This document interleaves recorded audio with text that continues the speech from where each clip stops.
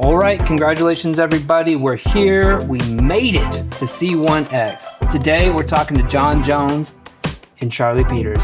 How are you guys? Very good. Happy to be in here. Dude, thanks for coming on. So you've been around. I've seen you here and there over the last 2 years or so. And honestly, this is pretty free for all episode here. I don't know much about either one of you guys. So looking forward to diving in. We reached out to sort of our bullpen and asked for some questions of other local pros, people you guys know and things like that. But yeah, John Jones, aka Bones. We got the disc on the table right now. We got his favorite beverage rocking.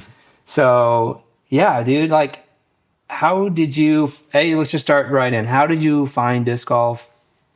Where'd you get started? Where did you fall in love with it?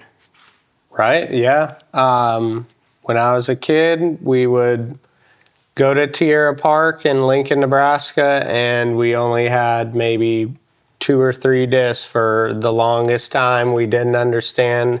The first time, actually, my cross-country friends that were older seniors, I was about 13 at the time, and they were playing disc golf, and they had 3 discs, so I'm like, let me use one of your discs. Like, no, I don't want, like, I didn't understand. Like, they obviously had the disc that they wanted, and I was all mad. So I went to Walmart, got my own disc, and then started playing with those guys. And not until really I moved to Kansas City did it kind of get serious, because in Nebraska, it's very, very fun. We have lots of good dudes, but there's only a couple courses in Lincoln, so compared to the Kansas City kind of metro courses, there is a lot more to do.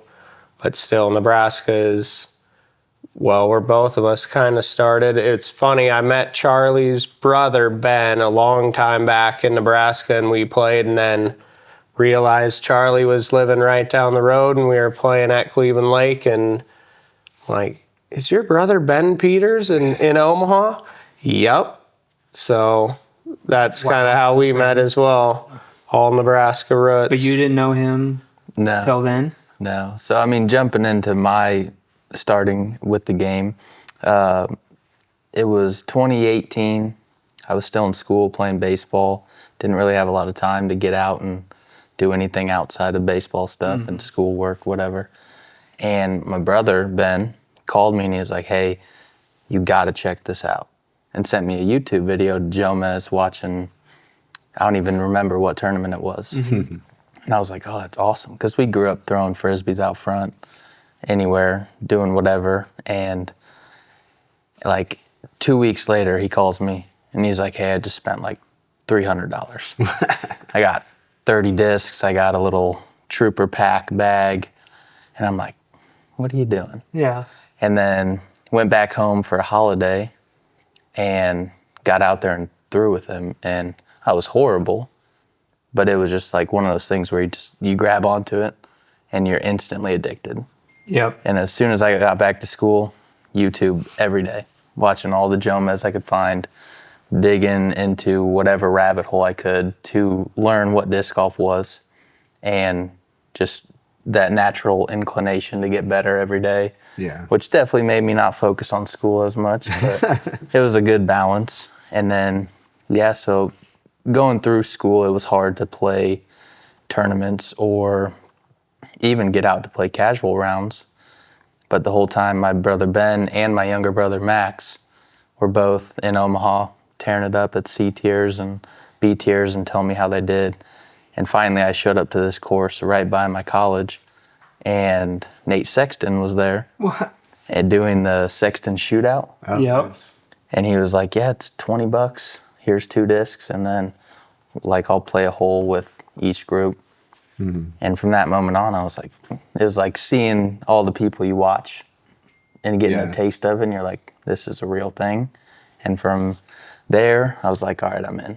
Nice. So did baseball go down as your disc golf went up? Or? yeah, absolutely. But it also, it definitely helped me start out not just trying to throw backhands. Like, I was throwing forehands like I'd throw a ball from center field. So my forehand, it wasn't great, but it was still a lot of spin, got a lot of distance. So it was usually like one disc that I threw the whole time and then a putter. So definitely not, I mean, where you want to be with your game at that point, but it was cool to be able to throw it and watch it fly, basically. So I mean, that's all you want when you start, I think, is to be able to throw a disc and like, oh, it's flying the way it's supposed to. yeah, exactly. Do you remember the 3 discs? Do you remember the one disc that you were like flexing? What is it? I do. It's actually swimming at the bottom of Cleveland Lake. Okay. Shout out to my fiance, Rachel. Yes. It was a DGA Rogue. Okay. Yeah, kind of overstable. But for a baseball player, man, that flex forehand, some people still rip it to this day. That's their only shot. And if it works for you, it works for you. But yeah. Do you remember the Walmart disc that you went off? Yeah, I have them. You still have them? Yep, and they're old. It's just a Pro Valkyrie and then an XD. So it's real slim profile. And I eventually, really quickly after, we call it the Climo Special. So it's the Wraith, the Rock, the AVR. Oh, yep. So then I rocked those 3 for a long, long time, but never really learned a forehand with those discs. Yeah. Yeah. So you're playing a ton of events now, right? You just won Foxtail. I mean, I'm jumping way ahead, I guess, but just, I guess, put more context on the getting you in here and talking on the show is just, I mean, you just won Foxtail for the 2nd time. I feel like you're kind of the guy to beat around town right now.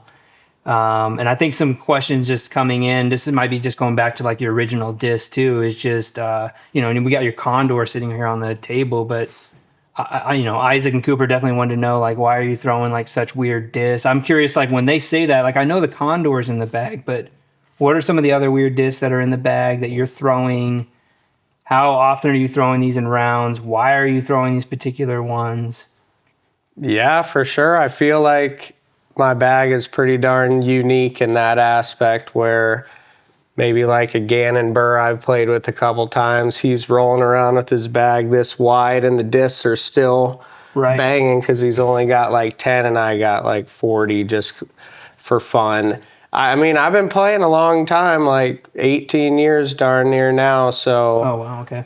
At that some point, I think it keeps me interested a lot of the time because everybody's messaging me like these new wild discs come out or whatnot. They're tagging me on every new wild thing that comes out, but every disc has its place too. And there's times everyone says you need to have a smaller bag and stuff, but then you sit there and you're like, man, I really could have used that Champion Zephyr right now for this up and down shot. Or I guess I never got into like making myself do the work for the disc. I would have the disc do the work for me more or less. So my angles are all pretty similar, which keeps it consistent at times, but like not till like maybe 2 years ago, I finally figured out like a force over was something really stable because like this motion is just insane for me to think about. It's impossible. It's hard angles, but if you can just throw something kind of neutral and let the disc work or whatnot. But what are some of these discs? I mean, we're hearing Condor, Champ, Zephyr. Zephyrs. Now they have a Halo Star and a Champ Condor that's pretty stable, kind of extremely stable rock. We got Charlie and I love the Sonic. People call that one a weird disc, but we don't think that. And the Nova too. The Nova's not a weird disc. It just feels weird, but the flight is, no other disc flies like a Nova. Right, elevator just straight down, but weirdly straight. Right. I think that's the teaching tool disc there. If you can learn to throw that thing dead straight, you're a champ. Mm-hmm. But you feel like, is it pretty similar to the glitch? Yes, yeah. The Nova? Yeah. I mean, flight ways a little bit. Doesn't feel anything like it. It feels like a normal putter. Very different. But Yeah. Feels different. With the nubs, and everyone always trips about the nubs. Just move your hand, not where the nubs are at. There's plenty of room, I think. I say there's only 4 nubs, right? So you have Right. 4 different quarters that you could grab. Yeah. Mm-hmm. Yep. Then I got, those elevation discs, the floppy discs, the silicones.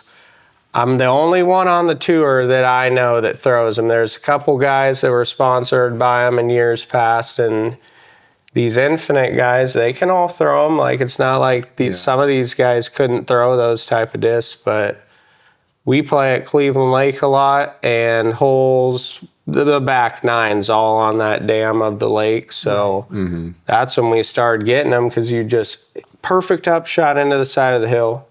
There it goes. Next shot, there it goes. You get these floppy ones, slam it into the side. Yeah. And at Foxtail, like any green that's kind of on a bubble or something, it's almost a cheat code, because you can go for it and still land behind. Are you putting with those on that situation? I can't. No. My putt doesn't work, but we got some locals. Shout out Russ Mayo. He slams that koi right in the bucket. Yeah. I don't know how they Like when he's close, just like tap in, guarantee. No, straight up putt. Like if you could get that putter in line every time, it would be the ultimate putter, because it just Crumples. in the chains. It would never spit out ever. Yeah. Funny, I was say the funny thing, I just played with Russ yesterday.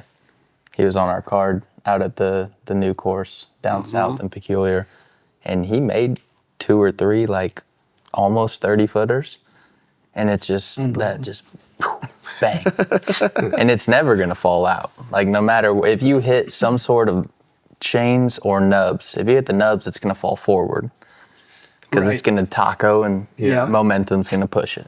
But you catch high right, it's falling left. Is this the same disc that you brought so we could throw around the warehouse and not break printers and stuff? Yeah. Which one did you get? The koi? It's not the koi. It's the more like overstable one. Interceptor? Starts with an A, right?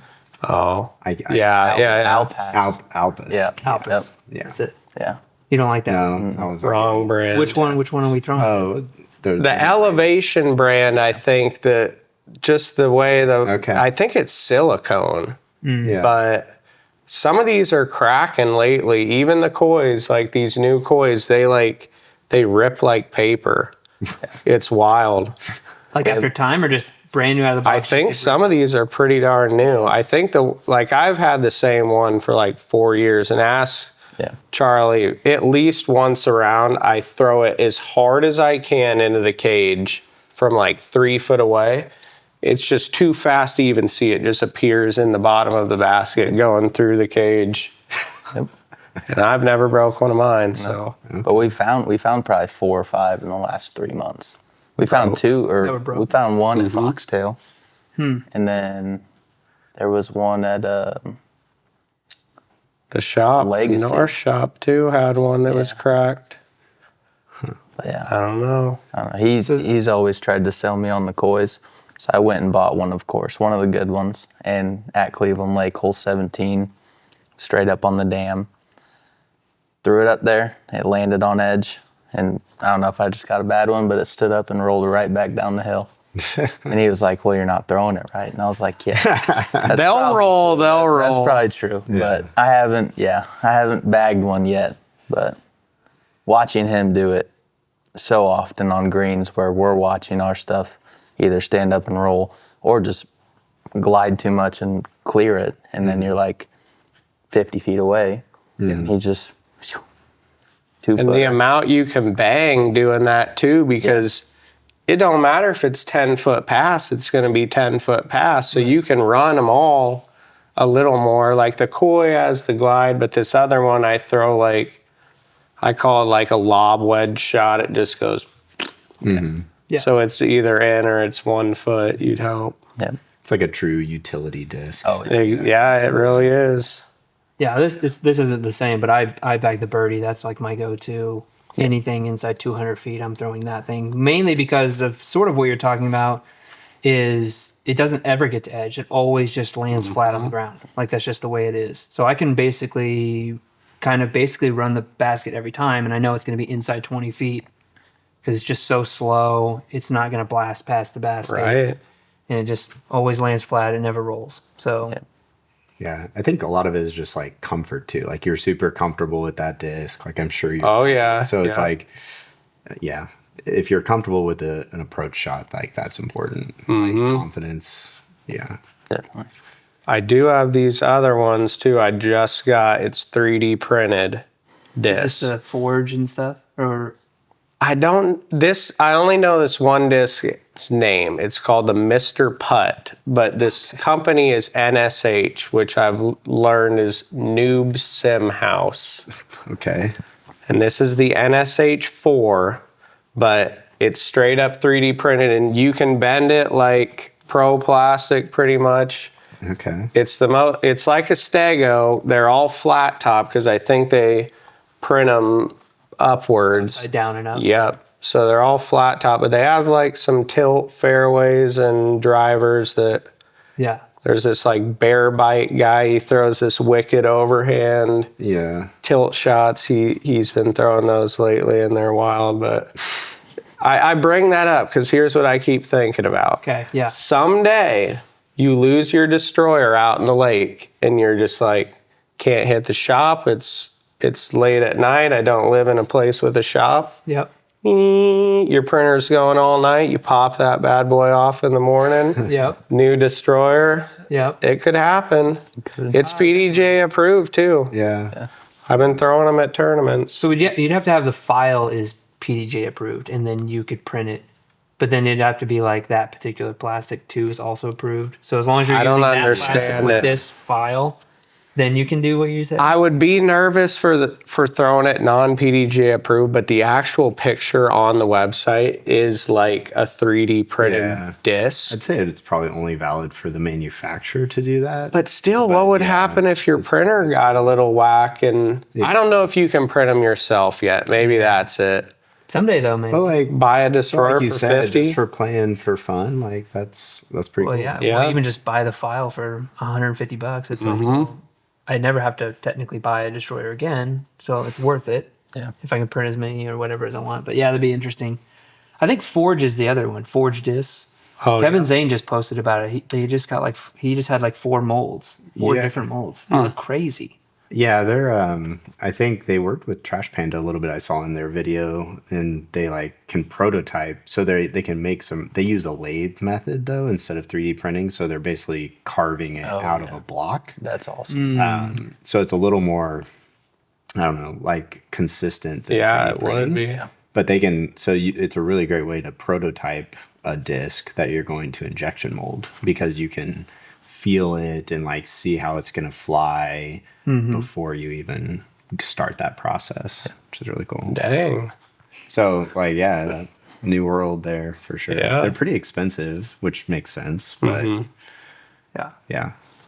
Well, let's jump back into the early days. So you've got these 2 new discs. You're playing with. You said seniors. So are you in high school? Yeah, I was not in high school yet. I was in middle school, going into high school. Playing with seniors in high school. Is that what you said? Yeah, on the cross country crew, you ran summer running, so you got to meet all the guys Okay. like before the season, and that's when they kept going to Tierra Park after summer running. I'm like, come on, let me go. Yeah. But yeah, I didn't realize at that time. It's like, yeah, you don't want some knucklehead throwing your only driver right into the river and That's why I Tierra wouldn't Park. maybe- Yeah. And I was just thinking, man, these guys suck. Like, you have 3 discs. Like, let me use a disc. You kind of understand now. but- Oh, yeah, a little bit. Yeah. Yeah. Yeah. I don't mark any of my discs either. That we'll get flack for them. But You got the dot. yeah, I put one little dot in the middle There you go. That's ever smart. since I was a kid because I just hated having my name and looking at it. Interesting. Yeah. So what got you? Okay, you said Kansas City is where you really started playing more, but like, what got you hooked into it? Is it just the Kansas City, more courses? Was it the people you met? Like, No, definitely in Nebraska, I got hooked, I should say. Like, I was a great player in Nebraska, but once I moved here, it went to a different level. But in Nebraska, like the community, it's like you can have tag rounds where all the tags are at the league. You don't have 10 leagues around for the city in a day, and you can actually play with the same dudes and kind of, I don't know, it's like a mini club out here, but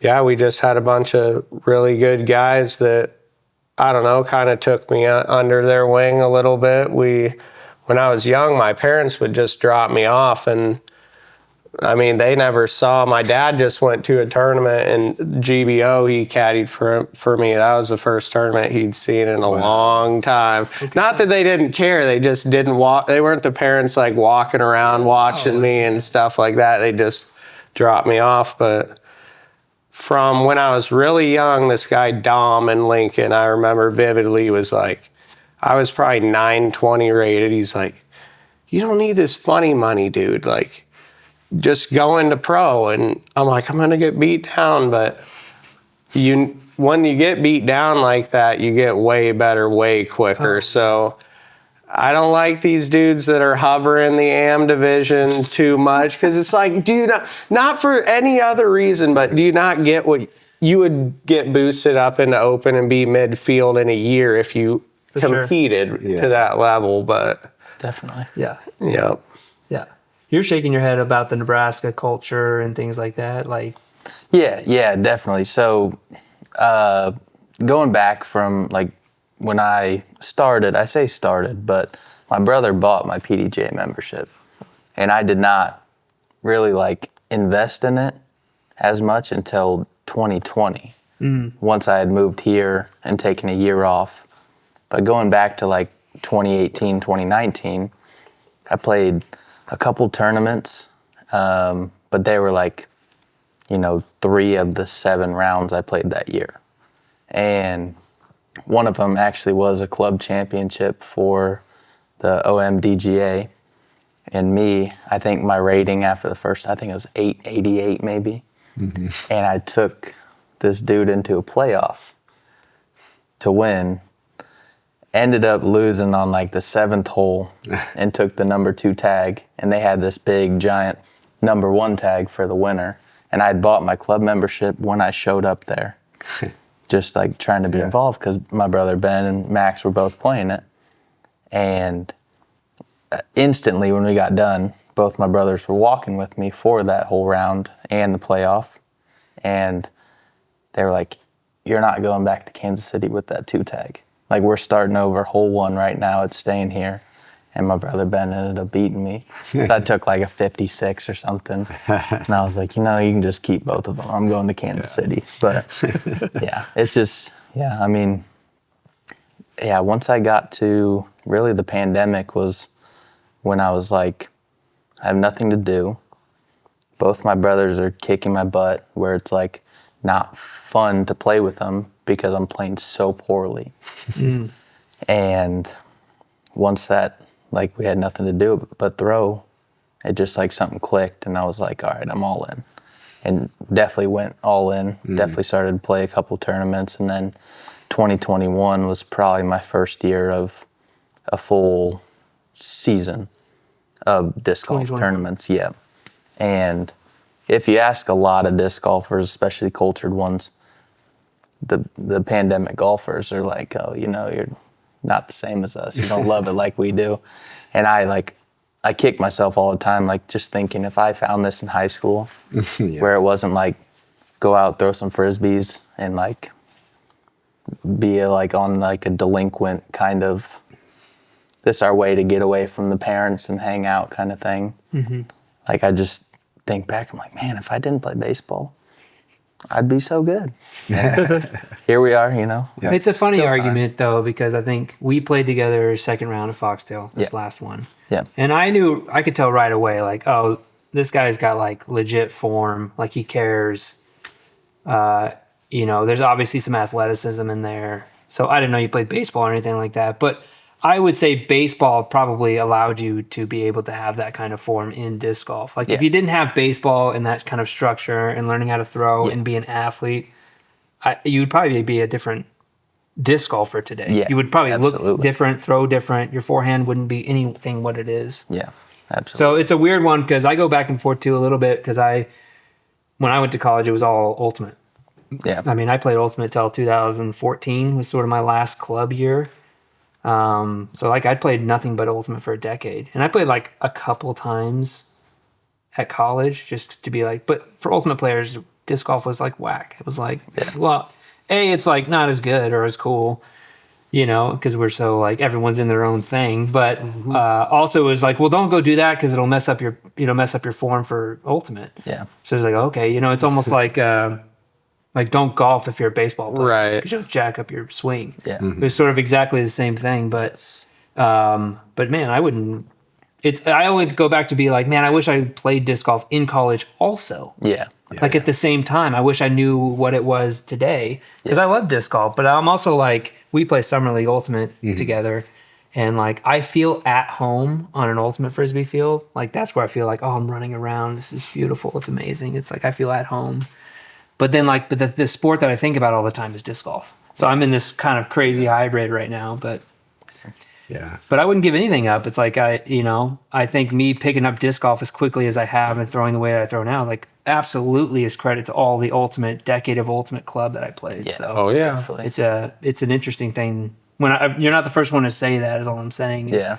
Man, I wish I'd found disc golf earlier. I was like, well, I mean, you're probably the player you are today because of all the other sports that you played beforehand. Yeah. Oh, absolutely. Yeah, because I mean, thinking back to high school, like played tennis. My mom was a great tennis player. We all That's the played most tennis. perfect crossover between throwing frisbees is tennis. And like growing up, we my dad was like, hey, you know, we're gonna be short. You got to find a way to get on the field. So from 2 years old, we were switch hitting, right hand, left hand. Okay. He would even have us try and throw. Baseball's left-handed, football's left-handed, trying to kind of get us to be almost ambidextrous. But like you can't really force that, but you can teach someone to hit left-handed even if they're right-handed. Yep. And it definitely turns right into a backhand form where it's like you're starting here, straight through, hips, legs, knees, all of it. Yep. Turn your body towards the target.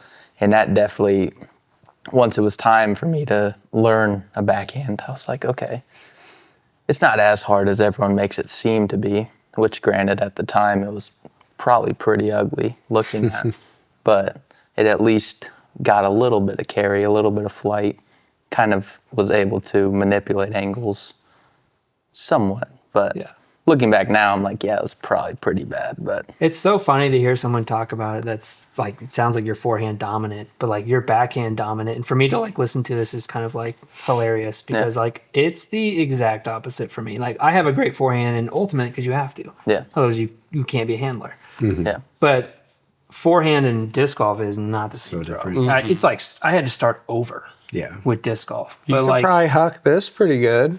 oh yeah. That's my right turn there. No Well, forehand that's why I needed. bagged the birdie, man. The birdie is my mini ultimate disc. Like, that's what I'm saying. True that. So I don't know. How does that hit your ear when you're hearing him saying like, "Oh, I'm trying to work on the backhand"? Like, and you don't throw forehands like rarely. Is it get out of jail? Is when it comes out? Way jail.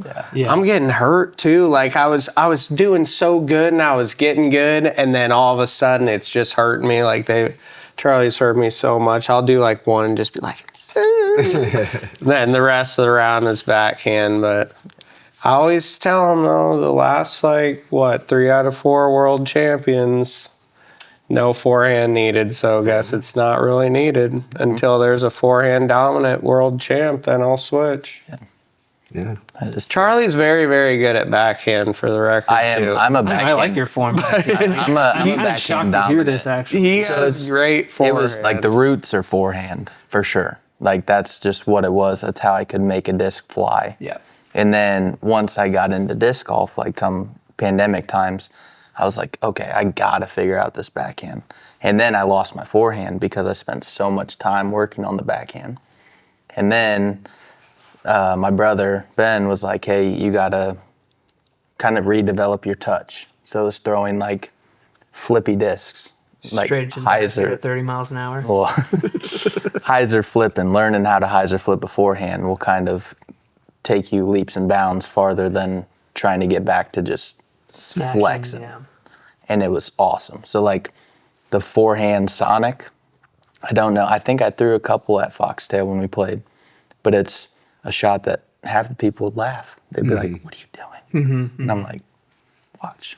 Oh, I forehand the birdie. I mean, I have no level Sonic. That's I don't my like how only it feels in my forehand hand. disc. Yeah. I like the shelf that it has, like where it's kind of got the round it feels good on the forehand. I mean, you can split finger, but it's also a little bit too deep at the top. So I kind of keep them closer and just put that thumb right on the shelf and just, Yep. Yep.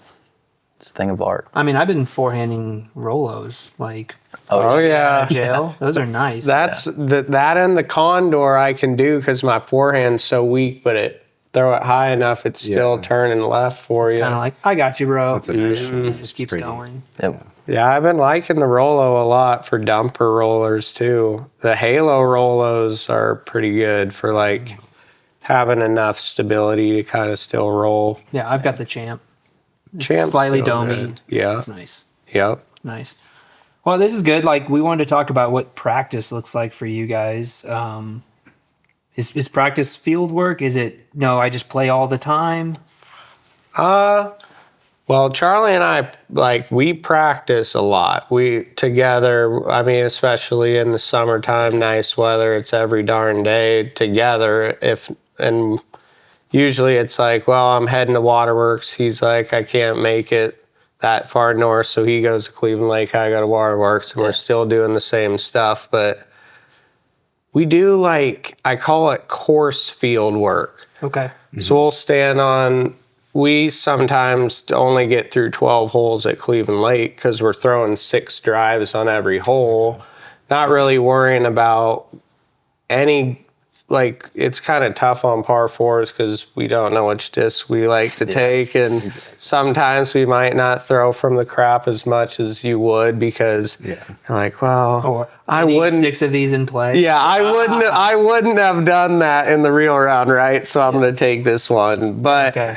it's still, we do a lot of that. Field work sometimes, and a lot of putting outside, of What's course. the mentality there? Is it just to, like, throw it to hit the line until you know you can hit the line? Or why 4 to 6 discs? Sounds like take the good one and play on. What's the thought process there? Well, we don't always take, a lot of the par 3 holes, like, Yeah. we won't even putt from the real disc, kinda. especially if it's too close. It's like, but we'll putt from 28 foot or The one 30 you wanna foot. work on. Yeah. Right, or just farther away, because it's like, what good is it to walk all the way to the bucket, tap one in from 5 foot, drive the next hole, walk all the way to that bucket, and now you have maybe tap in again. Now you haven't got putts in 3 holes where Yep. Yeah. we both have 3 putters at all times, and it's rapid fire, rapid fire, rapid fire from the same spot, and then get them back.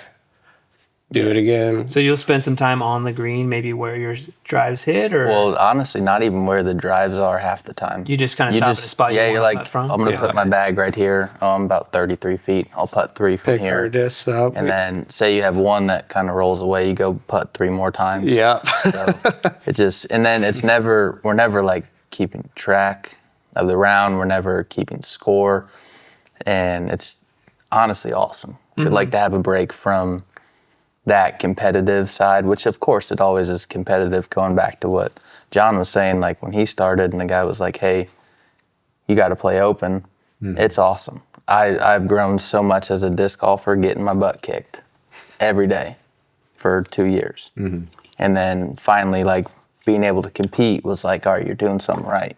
And it's not based on what the tournament's saying, it's based on the day-to-day compared to like thinking like, oh, I had one lucky weekend or one good weekend. If you're doing it consistently 4 times where you're keeping up with someone like John, it's like you see that all your hard work is kind of starting to pay off, which that's the thing I appreciate from the practice rounds for sure. And yeah, I mean, you got to learn like how a to good way lose. to balance, Yeah. like keeping it light, keeping it fun. Yeah, Right. always. We have that high roller league though. You need those pressure Yeah. putts or you'll get to the turn and be like, we've had so much fun, and then start missing all your putts, you know. You need that balance too, but You got to feel the pressure sometimes. Yeah. Yeah, because as soon as when the pressure hits, it's like, there's no way you're making it. right, Yeah. right. Yeah. Yeah, but then like having someone to play with too, especially with him with forehand, it's like if you're by yourself, unless you're recording yourself and really going back, you're kind of screwed. Just like see what you're doing wrong or see someone else more do it right. So there's plenty of times if you play with someone else, then might take a little longer, but you're like seeing what's happening with their stuff and, oh, that person gets a ton of whip on the end. I need to try that at times. And so I think like having a person to like look at their stuff, or I mean anyone, if you're playing with any other person, then you start taking stuff away from it and they might take stuff away from you as well. For sure. Yeah, especially if it's someone that you're just like obviously respect, and I mean if you're playing together this much, you obviously there's respect and trust, but just you obviously are getting something from that. There's some self benefit if you're playing with someone that's super close and all consistently. I think you're just like, well, yeah, because if you're not benefiting from that person or whatever, then probably wouldn't keep going. But Right. Yeah. so obviously you're learning from each other and watching lines and things like that. So that's interesting. You said you only sometimes get through 12 holes, is that right? Or do you? Well, we don't You just like kinda the back play whatever holes you at want. Cleveland Lake. The back nine, I mean, if it's not windy, like 30 miles. At Cleveland Lake, we're Cleveland. talking. Yeah. It's really, the back like 6, really. But anywhere else, we'll get through 18 for sure. We might cut it down to like 4 tee shots. That's a lot per of hole. throws. I mean, It takes a long time I think too. we did the math one time, and we were like, man, we just played 3 rounds in 11 holes.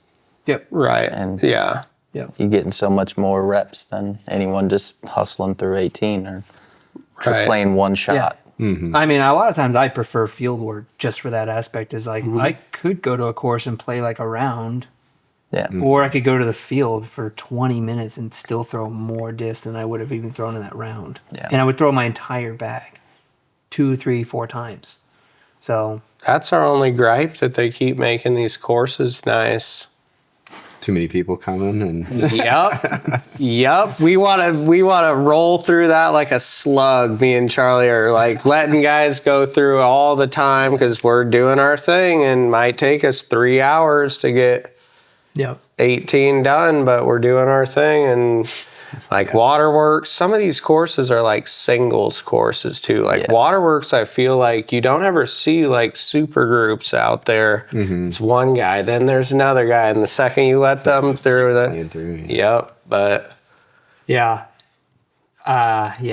It's like I'd rather be the like let the other people go through than be the guy who's like constantly jumping, because you're just then it's like all of a sudden you're done in the round in 45 minutes and you're like, Yeah. well, that wasn't very fun. Like, and jumping never works. You'll think you're in the good spot, and here comes the guy over the hill that's rightfully on that hole, and now you're like, Yeah. I can't throw. Yep. Yeah. Yep. that's interesting. I'm here in Cleveland Lake and Waterworks a lot, but what are some courses, like what would you say like are your favorite types of courses to play? Woods, open? Yeah. Technical woods. Yeah, like a Harmony Bends, we like a lot. Bends. Make that trip. I like the Foxtail. shot shaping. Love Foxtail. Yep. If it was like 30 minutes closer, that'd be our 3 times a week stop. 30 minutes closer, so like 10 minutes from your house. No, like 30 minutes. Yeah, it's it about an took me hour. an It's an hour. hour. Yeah, it's Yeah. 15 minutes We're from both me. down past Grandview area, like right in that triangle. So it's hour 5, hour 10. Yeah. I'm in Stillwell. Okay. So yeah. Yeah. It's a good 50 minutes for sure. Oh yeah. So Woods, technical. Yeah, for sure. Is that why you say, like you said, not necessarily back nine at Cleveland because it kind of opens up and stuff? Yeah. Like, nothing that it's just is. Right. We like those holes a lot, but And we got to play them when it's tournament time too. So and high rollers time. So we definitely get through them. It's Oh, just, high rollers at Cleveland. I yeah. just recently Yeah. heard of this through Kevin Zane. Yep. of our league. Yeah, I just heard those terms, high rollers. Oh, yeah. Cleveland. I'm like, oh. $20 a head league. Anyone out there is welcome. All $20 are accepted. So, Yeah. Hell yeah. I mean, my idea for this league was we have so many darn leagues. You had a couple good guys over here, a couple good guys over there, and any league would only have like 1 or 2 of the real good guys. So if we had a league that everyone would, or at least the top guys could centralize, it works out at the start of the year, and then people get a little, I don't know, they Deterred. start losing some 20s. It's not as good. But still, you go to bowling league, you whatever, spend $15 with zero chance of any money back. It's like come to High Roller League, we pay out good. It's this, you could come home with a couple hundred if there's a lot of people. So So is that just once a week, same day? yep, on Wednesdays, but we cycle around the city hoping to be like the north side guys Okay, could hit so it, you the switch it. waterworks. Yep. Yeah. It's a thought. Third year next year, so we'll see if it There's definitely works. players that like thrive on that kind of play, like betting a little bit, that kind of thing. I know Zane's kind of in that. I don't ever bet. Like I'll play with you guys, but I'll just. Is it cool if I just hang with you? Like, No. so yeah, I'm already like uninviting myself to that. But The 20 is not necessarily like let's all bet our money. The 20 is if it's 5 or 10, people don't. They just Care as much, and they leave, and you'll just. It's people get. It's not the same, Puts but it a little more on the like flex. C tier Right. guys. Exactly. Yeah. Yeah. Yeah. yeah, and we I know want I would take it everyone. way more serious. Yeah. Yeah, and everyone needs to really, because if you don't, you're going to get destroyed. And that one, it's very serious at times for 20 ahead. Yeah. But it's great for like, say like me personally too, like a year ago, last year, like I was losing $20 pretty frequently. But it's like, you look at these programs that have lessons, they're $50, $60. I'm paying $20 to watch these people throw a lot better than me and get tips and tricks and things like that. And they're not really coaching, but you ask them a question, nobody's going to not answer you. It's not that serious, but it's like, if you take it as like a learning curve, it's so worth it. And then like finally towards the end of it, I think I won at Waterworks, and I'm like, let's go. Yeah. Basically got your money back. Man. For the Because it's summer. exactly, you know, I may have been down like, $180, but then when you win that 100, it feels like you just got 1,000. Yeah. Because it's like, well, here we are. We're back in the winner's circle. Don't stay there long, but You guys remember your first cash? Oh, yeah. yeah. I remember mine. It was crazy. I bet it's like exactly what you sort of described. But do you remember your first cash? Yeah. It was at Mahoney State Park in Lincoln, Nebraska, and it was $34, I remember. Hell yeah. But there was actually a lot of dudes that were in the tournament, so I don't know how this happened, but Yeah. I was psyched. And they didn't have a trophy, but he had like the negative of like the hot stamp plate. And I'm like, can you like write on this thing then? And he, dude, wrote it like it was the sloppiest thing ever, but it's one of my most prized. Sharpie. Yeah, it was Sharpie, one of my most prized trophies. Yeah, that's funny. Yeah. That's awesome. I have a funny trophy too. It wasn't my first cash, but it was like a really funny. I just think it's funny. It was at Centennial Chain Crash. I won. It was my only pro win, but I got like a really funny frame, and the picture was like of a basket of the on the course, but it was like clearly printed out of a printer, Yeah. a home printer. Oh yeah. And I'm just like, I don't know why, but I love it more. I love that it just is this thing that it like, I know, like I had it up in my house a little bit, and like my wife was just like, you can put that at work if you want. But it's just like, I love it so much. I don't know. And it's just because like, well, I know why I got it, and it's hilarious, and I love it. So, Absolutely. yeah. I remember my first cash was just, oh man, so elated. It's like you didn't even care how much it was. It was just the fact that you cashed. I mean, Where was it? it was at Swope. Yeah. Real Swope? Gold Swope. Nice. Yep. It was my first pro tournament.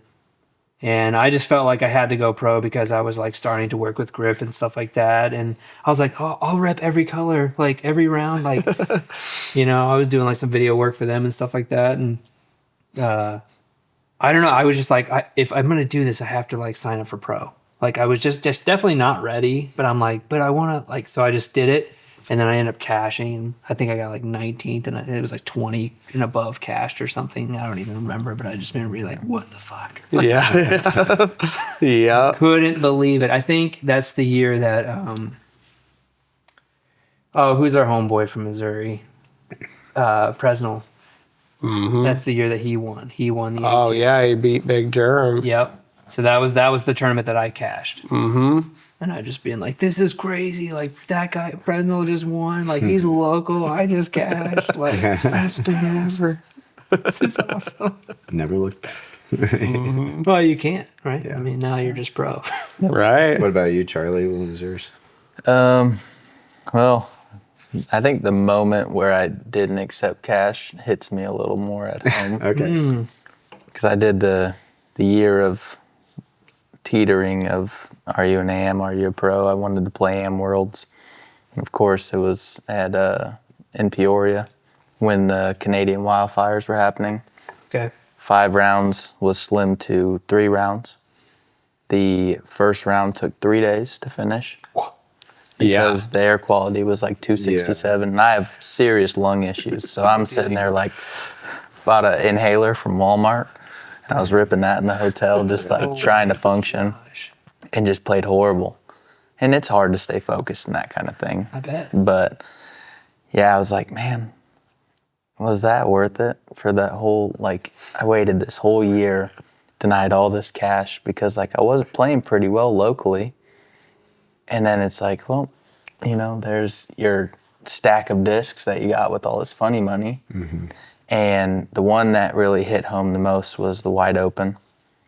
And I got like 43rd or something 2 years ago. And I was like, oh, that's awesome. That's a lot of funny money. It was like $240. And I reached out to the TD and I was like, hey, what store are you sending it to? And he said, oh, AMs are eligible for trophy only. And I'm like, man, that's 3 more tournaments if I would have just taken the cash. Mm-hmm. And then it just, you know, came full circle. I think my first cash was a flex start because I had got back from Peoria. I was pissed off. I was like, all right, I'm taking cash. And then made that $60. And I was like, all right, here we go. We got a lot of money to make back now. So got to let it roll. So you never made it to AM Worlds? Oh, you played? I played it. Yeah, I played it. I didn't do well. Okay. It's almost like I wasn't there. It wasn't that bad. It was like the top 80 out of 400 or something. Hey. But it was not good to my standards and all that work I'd put in to get there. Yeah. Well, I mean, just with the way you're talking, it just sounds like you have a standard, especially with like playing baseball and things like that. Yeah. Do you want to grab one off the table, dude? No, sorry, quick ASMR twisted tea. Let's go. Crack them if you got them at home. So what motivates you now, like looking at the next couple of years, like what keeps you motivated? You've been in them for a while now, so 18 years. Charlie, you're less. Yeah. So you still got a little bit of the fire maybe. But Oh, yeah. What's keeping... He's got more fire than I do. Okay. But yeah, what's Maybe. motivating you now? He's We love it. Yeah, is it competition? Is Nobody practices harder in KC than me and Charlie. I promise you. I promise you. Well, you say you practice almost nearly every day, so I agree. I would Not nearly. Every day. Every day, I promise you. We will be scooping the pads at Cleveland Lake. I'll probably scoop the pads at Waterworks. We don't stop in these guys. They're sleeping all winter long, and then they come out at the frost breaker and stuff. It's like, best be ready, man. We've been practicing, so Yeah. I text Charlie every time, trust your training, because it's gonna come. Like some tournaments are horrible and you just have no freaking clue why at all. You practice your butt off. You did more putting than ever, but Yeah. I don't know. My What's coach, the motivation that's driving this to practice every day? And It's just the love. I mean, like, for me personally, like being an athlete growing up, always competition, always something to do, always something to love, always something to strive for. And this just took over tenfold where I'm not, like in high school, 3 sports. Each season was a different love. Mm-hmm. This one, it's year round. And people say, oh, it sucks in the cold. I remember like listening on Brody's podcast. They're like, that can't be fun. we've played some of the most fun rounds when it's 17 degrees, bundled up. And, like, if you can throw a good shot like that, it's definitely, like, you're doing something for sure. There, you can always practice. You're not that affected by the elements, but, you know, say March in the Midwest comes around, first tournament of the year, and it's like the weather's like, oh yeah, let's go ahead and put it at 31, maybe throw in a little sleeting snow. Yeah. And we're like, bring it on. It was negative Sadly, 10 my degrees. boots are worn. That's my only issue from all the practice we had that Exactly. winter. But yeah, it's just, I mean, it's definitely the love of the flight. I like the manipulating the flight. Yeah. I like to be in control. And that's why as soon as I let go, I'm like, oh, that sucked. Or, oh, that was really good. And so that's my favorite part for sure. You said I don't know, but Well, there's in gotta be an answer. Raytown, well, I used to live in Raytown when I first moved here 8 years ago, and I had the list. I had Nebraska, I had Missouri, and I had Kansas, and I'd print the PDGA stats list till my name showed up. And I kept printing them off every update. I would update the list, and I would crawl like just a little bit up on the list. And I kept it going. It was in like my putting sanctuary downstairs, just on a brick wall, just grimy. I had hit list on the top and stuff. And I was just like, all right, we're going to try to get good. But I mean, when I first moved here, I had not one friend. My wife moved for her job, and I didn't know one single person. And I'd played Rosedale, I'd played Waterworks, but I had 40 brand new courses, and I was working from home, and I got a dog, so I was hitting, oh, I'm going to hit this brand new course I've never played today. Oh, here's another one 10 miles away. Oh, here's another one over here. Hitting them all, and I don't know, getting the heck out the house, really, when I was working from home, more of like therapy type stuff. Like, Yeah. I didn't want to, I mean, there was days you didn't want to go out, but you knew you had to go out, where if you had like worked not from home, you'd probably just be like, today, nah. But also my pup too, Charlie. Oh, yeah. We play with Bo, my dog, every day. He's got third most laps in Kansas City courses this year, I promise. Next to me and Charlie. Is this a trained dog? Does this dog hang out with you, stay with you, or are you like constantly yelling Bo on the course? No shot. I don't even have to yell. Like, he just stays. He's an Australian Shepherd, a mini, so he's like loyal to me more or less. But That is like, no offense, like I have a dog too, and I love her. She's great. You'll never see me bring her to a course ever. right. Because I just have I'm just like, I don't know. There's just something when people bring their dogs and they're just yelling their name the entire time because they're not trained. I'm like, what are you here for? Is he here to play with us? For my pup, when you yell his name, you're going like this under this tree through the thorn. You go, Bo. And he comes over and he'll pick him up like an egg. So even my pro pig that he's picked up a million times, there ain't one even slice of his tooth on it. Sometimes he holds it so light it'll like hit some and it'll fall out. But yeah, especially like a cedar tree. When you're like at the bottom of those trees that are 20 foot wide, you're belly crawling. Go get it. Oh, yeah. Oh, he'll get them all. He just won't put his head under the water. That is all. Okay. But if one little corner is sticking out of it, sometimes they'll paw it and get it out. But That's great. That's great. he's the coach. He coaches us. He's a good disc dog. Real good form on him too. The hit list in the basement putting sanctuary. Yeah. Wow. Yeah, watch out. Now I'm at the top. I'm saying of Missouri. This list now, man. We've always had Clemens, Presnell, and Nico. We're Missouri at least, and then Hebenheimer's crawling heavy up there. He's second right now. I think he's got Clemens and Nico in rating wise, but Sure. take that as you will. But then there's a huge gap, and then I think it's me. So maybe fifth, but in Nebraska we got Jonathan Fletcher. He's been kicking butt. He got to 1,000. We don't have many thousand from Nebraska. So one question came up from the bullpen was just how you learned your backhand. That was like a very specific question. Just ask him how he learned his backhand. Like, I don't know if there's a method here. Dude, somebody. I don't know. Something? Playing with the homies. Obviously, like, you're pretty backhand dominant, but like when you, and I remember I followed you on the Foxtail Championship. It went to overtime. I'm gonna call it overtime. You probably call it something else. But I just remember like watching you on the tee pad, and you were very specific on like you were like, I don't know. It was just, you have to see it. Go watch the coverage, but.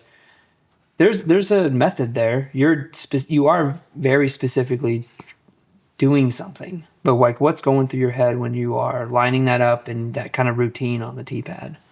I know I have a little routine. Harp will make fun of me because I line my disc up, and sometimes I'm drying my hand and I'll line it up lefty like I'm about to rip lefty, but then it's just to see, the angle. But I don't know. I never looked at my form because I didn't get on any video till it was almost too late in a way. So like I know my putt's all whack and stuff, but to me it feels like I'm coming so straight through it. It feels like I'm releasing it here, and I never go low and never. Yeah. And same with the backhand. So it was always like, what did the disc do more than? Yeah. Like kind of looking at form, which is probably no good, but that's why I think I got so many discs, because every single one is so particular on how it's going to pop up. Or what I want it to do more or less for my type. That's why I don't know the flight numbers well, because it's always bothered me that like a DX destroyer and a Calvin Halo destroyer are the same flight numbers. I'm like, does that make sense to anybody? It's all right. Tectus is going to change this. Okay. I think when I watched you live do it, it's like, I think he's just focused on his hit point. And then hearing you early on talk about like, well, I'm just going to throw it generally like this. And I know it's almost like, to me, if I were to just guess, I think you're focused on the hit point and you're like, I want to hit right here. And because if I hit right here, then I know the disc that I'm holding right now is going to do whatever it's supposed to do, if I were to guess. Yeah. That looked like that's what your routine was to me. Yeah, that's probably correct, because I don't ever think about like, I do think of the angle on angled shots, but a general shot, like I hope to release my TL3 that's going to go like this and my Firebird that's going to go like this, like the same way. I think I release them all a little hyzer, but I think it's a little higher for sure. yeah. You watch them all the time. What do you? Oh, yeah. How would you diagnose what I just said about? I think you're spot on. I would say outside of the select few where he's trying to put some ante on a Halo boss and let it just cook, then yeah, he definitely. Or like the roller on one at Foxtail. Like over the Yeah, then you have to. But yeah, definitely heavy through the pocket and definitely hit points for sure. Yeah. But Then everyone tells you not to round or nothing. I get definitely round, and then you look at your McBeast. warm up is like almost like that. Oh, full force too. I just want to crack my back. It's like in ball golf, everyone gives me grief. They're like, "Do you ever release that disc?" No, dude, I'm holding it in my hand. Yeah. I come through like almost as fast as I'm gonna come in the drive, but all it is to make sure when I come through, you're like, this last part isn't gonna be stiff on you, you know? Okay. Yep. Kind of like when you're in the woods and you're like, I'm good. There's a little branch here. You're like, I'm good. And then you finally go for it and you go right on that one branch. Yeah. You have like a, I don't know if you're popping your back or your chest or what. Definitely, pop. Crack the back. He does something. all the It's not all every tee pad, but it's just like definitely early on in the round, he's going to do it a couple times. I do as well. If you release it up here, then everything's all good. Yeah. Well, let's get into putting form a little bit. You talked about putting form, but that's another question. They want to ask you about your putting form and what you're thinking about when you putt, because obviously you're a good putter if you're like winning tournaments. But I remember also like I think it was just for fun, but like at Foxtail when you won, it was like you were over by the pond and I mean, you already won by like so many strokes, but you threw it in from like 45 feet, 50 feet, just to like really end it. That was a like, whisper in the wind. Some whisper came through the wind, and they're like, "You're never gonna miss this." drained it, and it was just over. Even though it was already over, but it was just Right. Obviously, you have a good form, but like, just walk us through what is your form. You mentioned a little bit. I feel like I'm going straight, but I watched coverage and but like, what's the thought process there? Like, what do you think? Or working on your putting? I always focus on like if I have my hand here, and I know it doesn't look like it, but in my head it does. Mm-hmm. And I bring it back straight, and I release it straight at the same point. I'm gonna hit the darn thing at least. Like I rarely, some of these guys that airball. I'm sitting there like, hit the basket, dude. Just hit it, and then you won't be 30 foot away again. But it's easier when you have like more of a lateral putt. Yeah, and when I come through, it kind of has a little spin at the very end, but. You're trying to give it a little something. Mm-hmm. I always just hit the marksman from like under 30 foot. Is that what's in the sanctuary as a marksman? I have a double decker marksman now too. Yeah. One on top of the other. It's pretty cool. Okay. In the basement? No, it has to be outside. That's outside. Pretty cool. I do have one in the basement currently. I have a tall basement. I'll send you a pic of my door jam. Yeah. A lot of putts have been thrown in that. Because in my basement, I have just a normal door, and I'm like 35 foot back. I was gonna how far? Yeah. Maybe like 10 foot into the room, so it really squares you up. But anything, So you're little just hot. direct right at Yeah. it. yeah, There's no opportunity to miss right. There's no opportunity to miss left. You can't miss high. You can put it on the carpet if you want to, but it's straight at the basket. And I mean, That probably has something to do with it, right? oh, absolutely. I think it helps. It's not by choice, but Whatever I would works. like to If I have were a to big just shed. guess, I would help it. It probably just helps with you being direct with the putt. Right. Compared to- Most pitch putters are gonna like give it some loft to get there, but if I were to guess, you're in the pitch putt range, but you're also giving it a little extra spin or a little extra hit, which is probably where the hitch is coming from, because Right. you've got to get it 35 feet, Yeah. yeah. kind of on a rope. Yeah. Yeah, but I also missed my door jam by like 1 inch on those ones. Okay. A little high. Yeah. Because I do have to come kind of down. Yeah. Yep. Okay. I don't know. I never really. I should focus on form, or at least in the past, I should have focused on form more, because especially my putt, I do not like how it looks. I'm fine with the way my drive looks, but my putt, I like.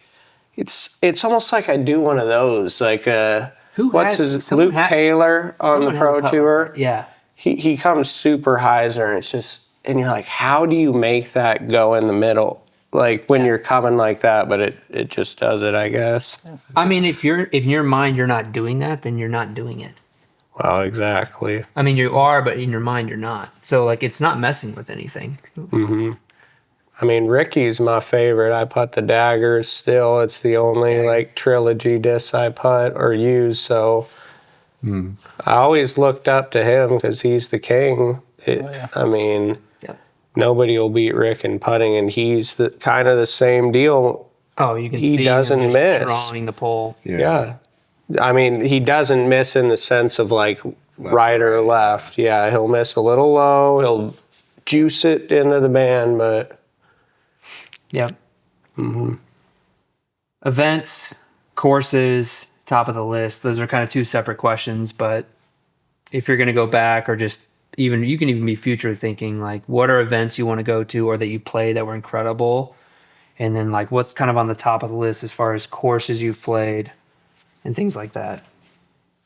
well, locally for both of us, we got this kind of new course in Lincoln, Nebraska, Beal Slow. Yep. They've put so much time and money into like real little things, like all this wood stuff, like watch out for hedge apple signs. There's one sign on hole 2, like deep in the woods, it says something like, this is a horrible shot, but there's plenty of golf left. So only if you are way in this horrible spot. But it was the Star City Shootout. Now it's Star City Classic. It's an A tier. But that course, like locally, I don't think there's a lot of guys that have played it now. Top Nebraska course. Yeah. It is the top currently. Definitely. And it's 3 hours from here, so it's not too bad for Nebraska. You can get way deep into Nebraska. 3 hours is very doable for anyone. Yep.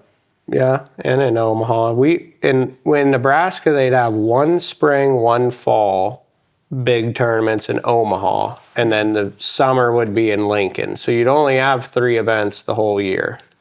Like real events that all the guys would come to. And we go to Iowa. Des Moines is probably, you were saying courses.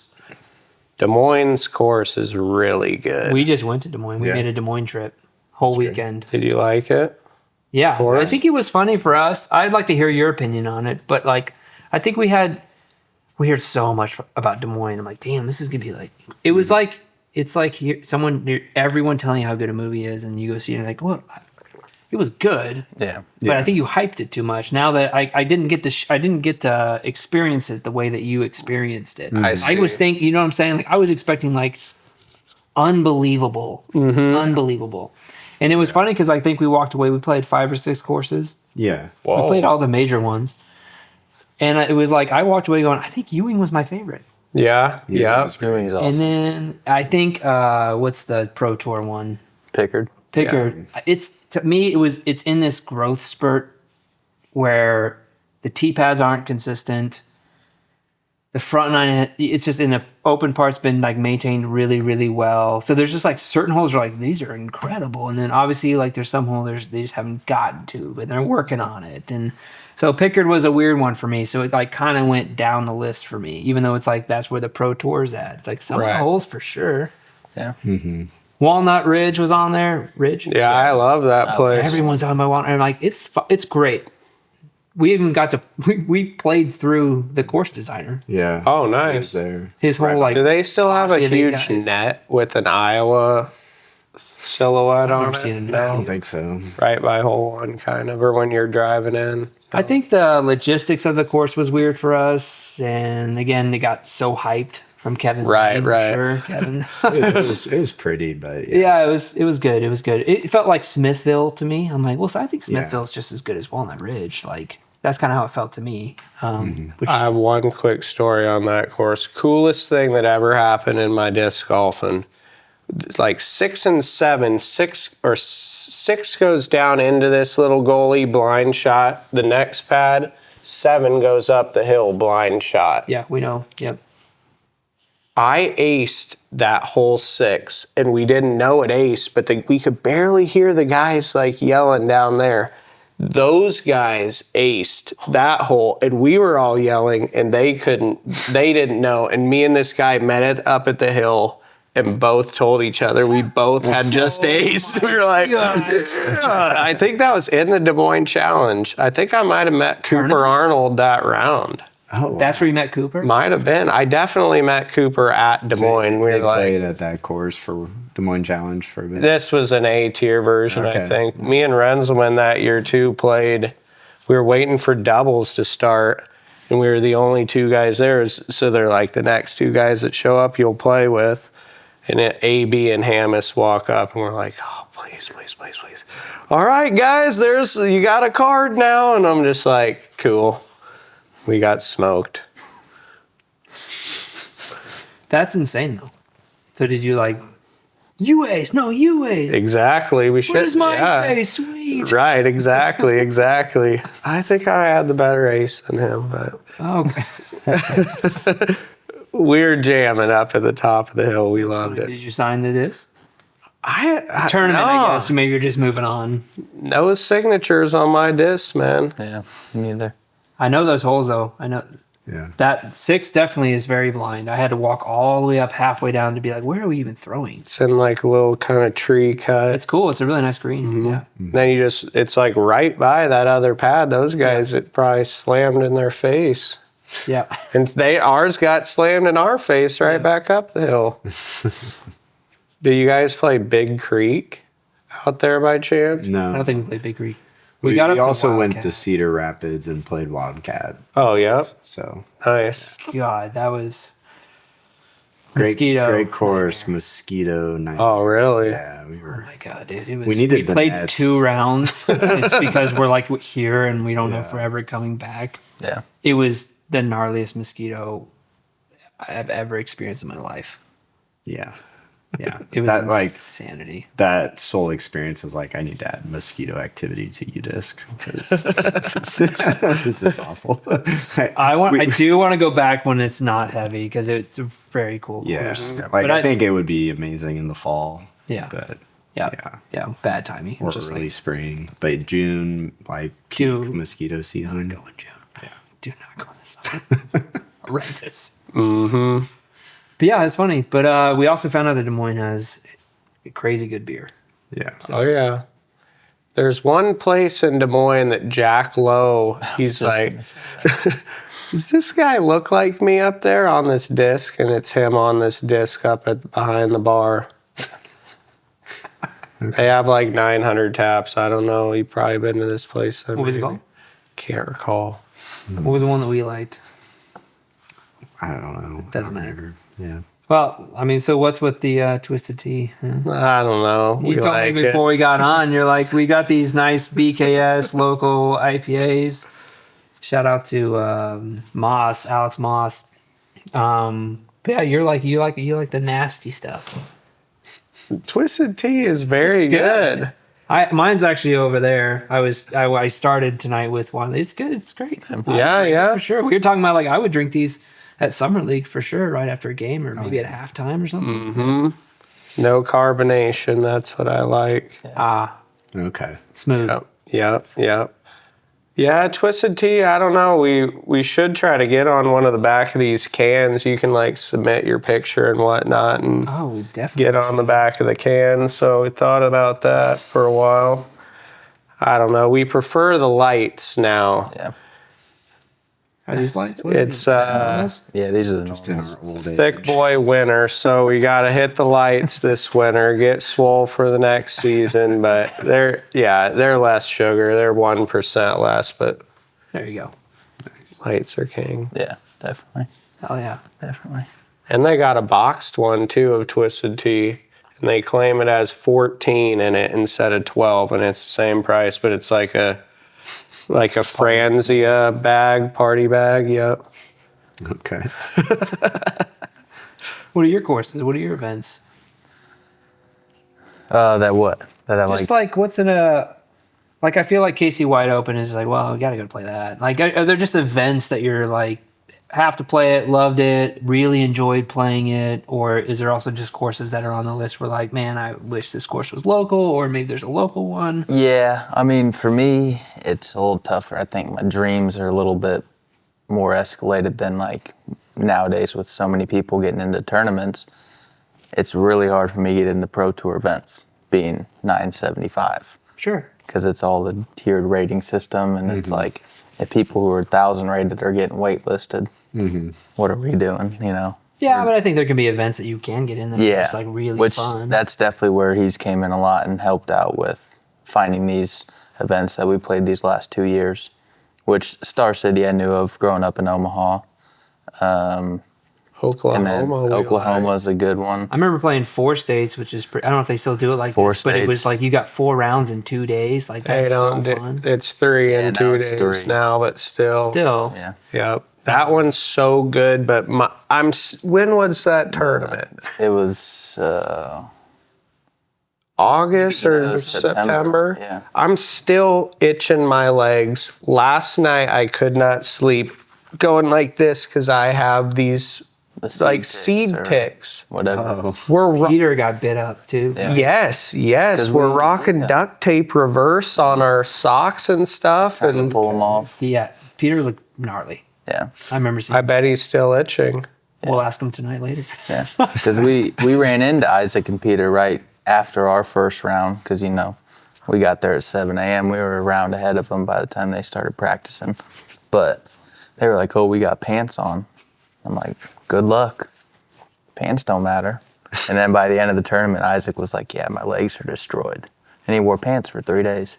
But we went to every store that we could think of, trying to find something. We were Googling, what do ticks not like?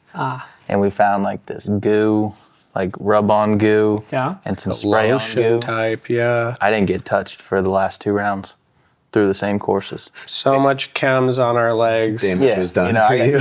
Yeah. Well, yeah, that was the first day. So then, First day, he hit a fireball of ticks. And like, I have a video on my phone. No. Like, there's 500 on this patch of his shin. it just And looks they're like, they're freckle size? micro, tiny. yeah, it looks like dirt's moving on your leg, and you're like, man, where'd I get that dirt? Yeah. And you just take the duct tape, pick Yeah, them I off. just stick them like this. But they'll get down under in that crack of your shoe. They'll, like these socks I wear, they're getting through the mesh. They're so small. We just had our nature moment on. Like kind of a negative nature moment. All that said, Yeah. Joplin slaps. Yeah. We love those Joplin. courses and that tournament. But those courses especially, like you got two sweet 18s right off the same park, and then you can play the shorts if you please. But Yeah. last year they made us play the shorts one of the rounds, and then this year they had it long, all three. How they should, if any of them are listening. You know. Keep it long. Keep it long. Yeah. But yeah. So that's a good what's in the future? We're obviously going into off season. It's not off season for you guys, clearly. But you know, like, what does 2025 look like for you guys? Do we have aspirations? Do we have motivation that's driving through the winter? Yeah. Mine definitely is like the wide open. Being a pro tour event, it's gonna be kind of hard for me to get into. So definitely hitting any qualifier events anywhere in the area. That's kind of my big goal for the year, I guess. Outside of that, just getting better every day and trying to be more consistent on cash. I think after hearing him talk about it, definitely stepping towards playing quality over quantity is a huge thing. And that kind of is something that, like, if you're trying to get your rating higher, it helps to prefer the quality because you're playing a big field. Ratings are going to be better. Yes. If you're jumping in every flex start you can find, you could be like, hey, this weekend at an A tier, I shot 1,005 golf. Then I got home and played a flex start and shot 930. You're right back where you started. Yeah. None of the A tier mattered. So, That's a weird thing. That's hard. Yeah. That's hard. and that's definitely what's kind of kept me plateaued where I'm at now. But next year will be definitely B tiers and higher. I mean, would we just prefer flex starts to just not be like sanctioned? Yeah. I hate them. There's really no reason, right? And the leagues, I hate them. Yeah. It also skews stuff too because You hate the people sanctioned leagues. sanction leagues and spend flex starts. I don't care for. I just don't care for them because one, it's almost every time the course that you always play all the time. Two, it's just like, I don't know. I can't get my mind right. Like after working all day or not focusing all week on that, and then you just suck, and then it just feels horrible. I don't know. Yeah. And then it's on paper that it was horrible. Yeah. Right. And it's there for the next 365 days, unless it was that bad and it luckily dropped off. But Yeah. Or it could be skewed the other way where you shoot a neg 9 at your local course and you're like, all right, that was good, but there's only 15 guys in and they all, for whatever reason, shot horrible and you get like 1,050 that round. Now you're like, do I deserve this? You take it for sure. Yeah, you do. One round is kind of whack though. I don't know. Yeah. Yeah. A little bit. That's my own bias. That's why I don't try to play those just because I can't get my mind right on them, I guess. And you're usually playing with your friends. Just build your own card. Yeah. So it's Yeah. kind of hard to get in that mindset. So quality tournaments, making KC wide. Yeah. And I got to get married. Yeah. Yeah. Which, unfortunately, I need to talk to the guys at Oklahoma. They didn't move their date back, but the day that it was this year, they're trying to keep that, and that's the day of What guys are we talking the about? wedding. This is a The tournament. guys that that run run the the Oklahoma tournament. Open. Oh, okay. It's What supposed a to nut be job putting his wedding on Oklahoma. He knows we like that tournament. one. Happy wife, happy life. I didn't have a choice, but I Yeah, I was like, support I it. think that's the other argument. You just got But- All right. I think we whatever can skip the dates tournament Yeah. here for the wedding. And it, So- yeah. What about me, You dude? have to skip too, bro. I'm gonna tell him. I'm like, hey man, half of Kansas City is not gonna be able to make this tournament. Move it back to the 19th. I'll be there, but But Oklahoma's this is actually my time to slide in. And exactly. Oklahoma's a great tournament. We love that one. I mean, it's not far. The courses are awesome. I heard they're switching it up a little bit next year. Only one at Blackhawk, but that's definitely a every year except for this year if they don't move it or next year. But yeah. Two bones. It's 2025. What's the aspirations? Yeah, I tried to get good this year and try to do it the best I could, and I just kept getting slapped down. Like those pro tour guys, I just feel like I don't know, maybe Ezra Robinson or something. If he plays bad and I play good, then we're on the same kind of level. But the second I have one of those, you're done for the whole entire thing. Yeah. They're still like the most fun I have, and I like it beaten down. I played with Macbeth twice this year, and I was like almost crying on the pad, like telling my lady like when they're on the announcement, like doing his accolades and stuff, and I'm sitting there tied with him at Jonesboro, like 98th place. Like, I think that one I was 50th. Another time I played, we were both in 98th at the Preserve, and then it started raining. And there's times when Macbeth, you're like, man, this ain't the old Macbeth I was watching, which, yeah, it's obviously not. He's popping now and he's dealing with his stuff. But then started raining on us. Gone. Yeah, the guy didn't miss, and I'm like sitting there front row seats like, No, dude, this is worth the butt it kicking. is in there. Yeah. I mean, he's my all-time favorite. I have many stories of why, but yeah, I just want to put that in there. Oh, yeah, and Yeah. you'd think like some of these guys, not to be named, but they're very unpleasant when they're playing bad. Some of your favorite guys where you're waiting years of your life to play with, and you play with them, and they're very uncool, and you're like, wow, that really sucked. Well, Macbeth, opposite. He was like, what do you do? I'm like, oh, I do computer stuff. Oh, what do you do with that? And I'm like, I can also clean toilets and pools if you have a place at your house. To which he says, I don't have a pool. So, but. Okay, but what's 2020? Yeah, right. So I'm going to wasn't try the the year you best wanted. I can to make them all. The hard part is, like Charlie's saying, so the cap used to be all the other years that I played, which I got into GBO when I was like 938 rated. It was still on the whatever pro tour of their time, but getting into these events is so darn hard because it was 1,000 and up, and now it's 990 to 1,010. So my goal was really to get to 1,010 this year, but a little short. Not by much, right? No, I got up there at one point, and then stuff happens, but it just makes it harder to sign up. 2008. What do we? 5 now. I was 1,008, but Hey, it only matters for the sign up. That's all I it's care all that about. matters, yeah. Because some of these tournaments last year, like the ones in Texas, Waco, like I was 12th on the wait list if I was the first guy under 1,010 to sign up. Okay. So it's like a madhouse, and I was raging hard because they're all on the same exact time. They do them in waves. Okay. For a third of the year, each different wave, January, February, March, we sign up, but they put them on the exact same hour of the same day. So I have all my screens up, got this. I get into GBO, and I don't get into Des Moines. I don't get into Music City or one of them because my rules were expired somewhere in between GBO and Des Moines.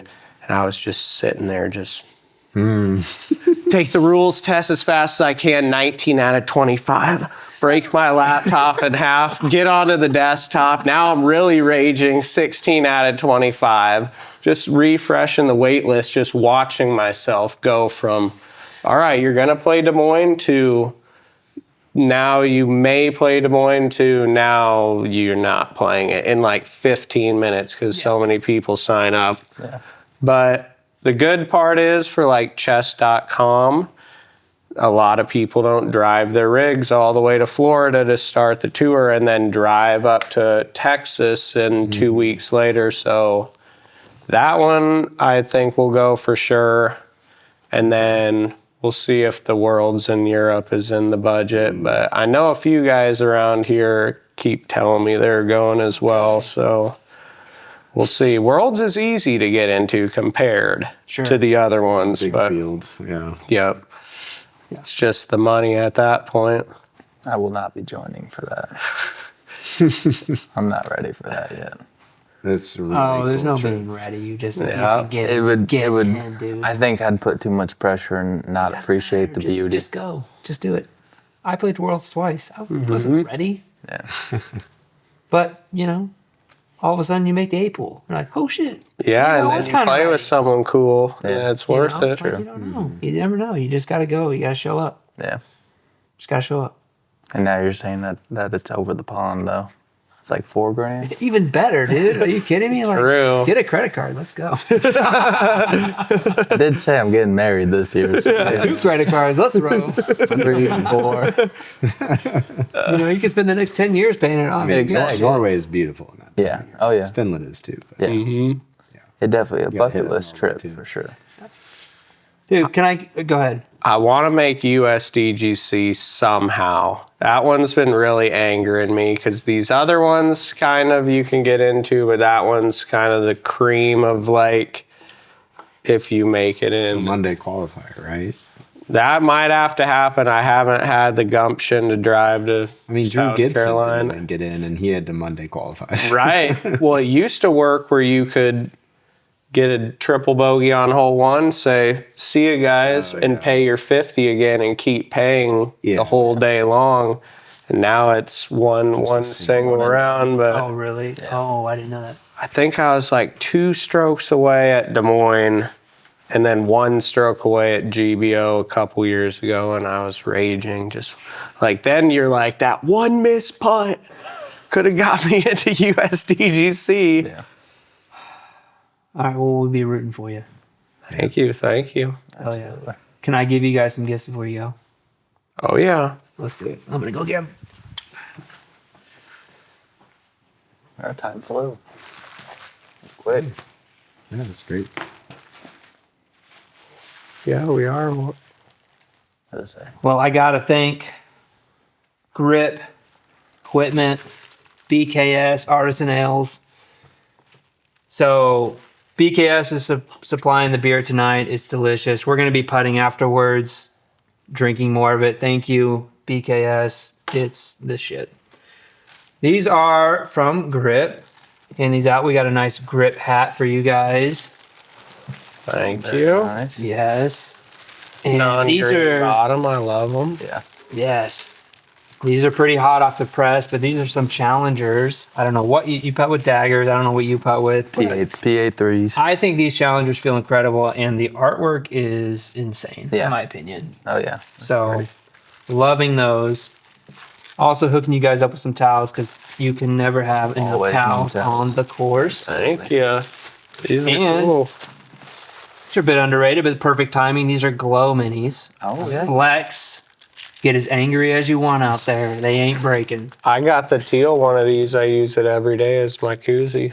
There you go. Now you got a It's glow right one. on my desk. Now when you can't find your drink in the dark, you'll be able to find it. The only thing I don't like is it sticks to it, and then I walk to my kitchen and it slams on the floor, just this part. I'm like, whoa! Oh, my koozie. And then we just got some stickers. You know, you got a rep Grip. Oh absolutely. You got a rep BKS. So here's some stickers for you guys. Definitely. Dude, thanks so much for coming on. Thank you. Yeah, we Thanks for the appreciate it. gift. This was fun. It was nice to sit down and like meet you. I've only I think I talked to you at Foxtail. We played together at Foxtail. Yeah. I had never met you in my life. Yep.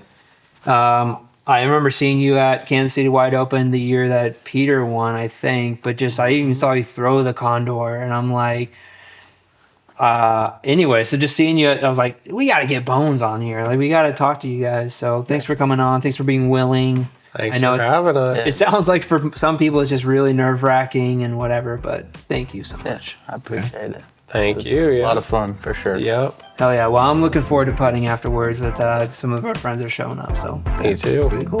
Thanks, guys. See you later. Peace.